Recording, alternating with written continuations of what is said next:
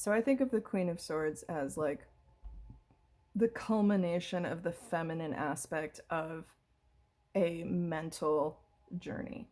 So you have swords, ace through 10, then you have page, knight, queen, king.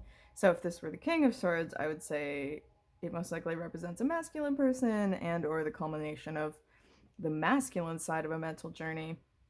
But because the queens are always associated with the feminine, obviously, um, I often think of this card as sort of like attaining. I don't want to say authority, but like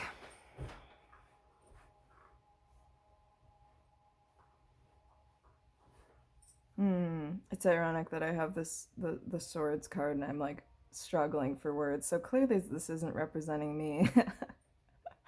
But basically, she is mastered her thinking around her feelings, if that makes sense.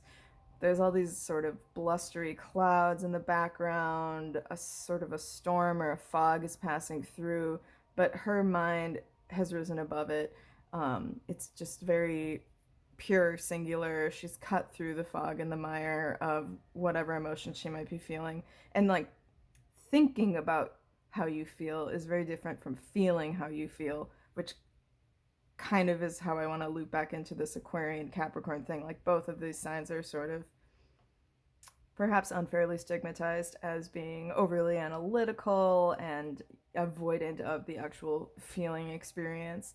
Um, Although I would argue that Capricorn is a very feminine sign in a lot of ways. So I feel like this represents Robin. Basically, she's a boss bitch. She's worked really hard. She's worked really hard in the mental sphere. And undoubtedly, for better or worse, you are going to have to work through some emotions that may be challenging you. Um, this is definitely like just got her master's in psychology type of a vibe. Um, she's not going to be shaken. She's on a very sturdy foundation. And it's not that she has suppressed her emotions or quote unquote mastered them.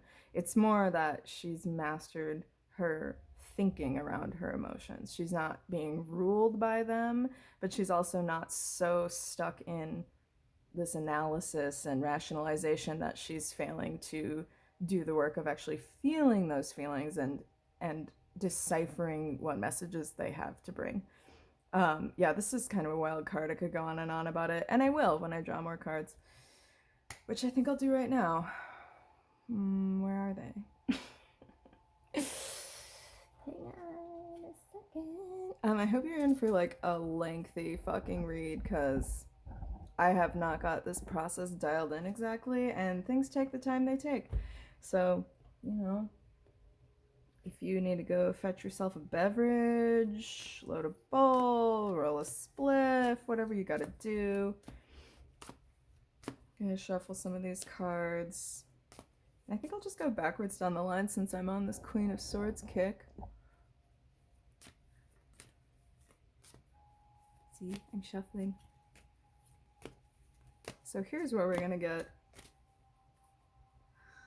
a real direct line to source. Pure source energy, which we all are. I liked that you channeled those numbers. That gave a really interesting jumping off point. And now I would just like to ask for a little clarification when it comes to our Queen of Swords here. What is she overcoming? Who is she representing? I want to know what the like mental issue is here that we're dealing with or have successfully dealt with, and possibly what comes next. All right, hold on.